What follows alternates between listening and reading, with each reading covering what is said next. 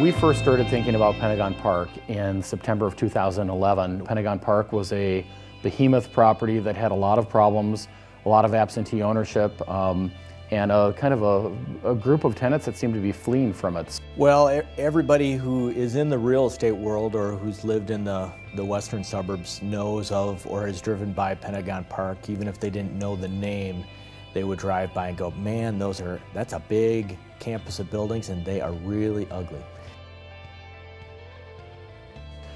You've got a phenomenal location. It's just a marvelous location that has access to not only all the amenities on France Avenue, all the amenities that are close within Edina and actually within the other municipalities, but you're basically off of two major freeways of Highway 100 and 494, and it's right off of the freeways, and that is a just irresistible location to begin with.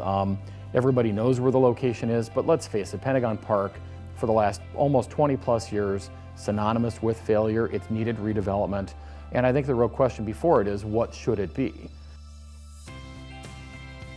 The showroom here is a really good example of what relevance can be, where we've taken a space, we've basically made it a modern space, we've made a space that has several different types of floor finishes, ceiling finishes, different window types in it, and essentially our buildings are about infusing energy, light, and getting the clients to come in and then put their creative touch onto it.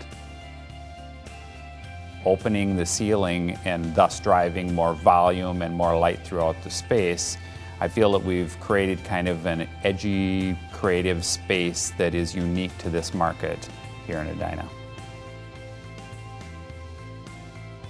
So that is remarkable about the city of Edina. They're looking out 10, 15, 20 years. Most municipalities are just scrambling to keep up. And from the standpoint of collaborating, that's all you could ask for. Well, good afternoon, everybody. That Renaissance is a beautiful word.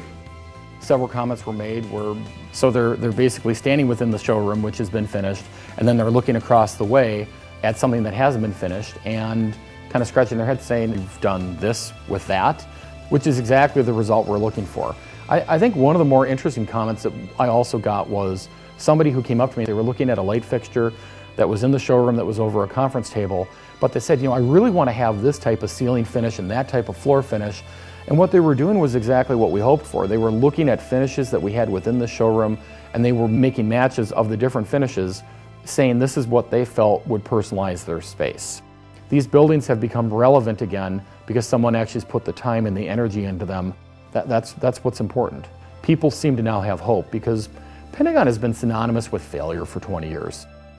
And I think for the first time, people can see that there's a real line between what's happening here and success.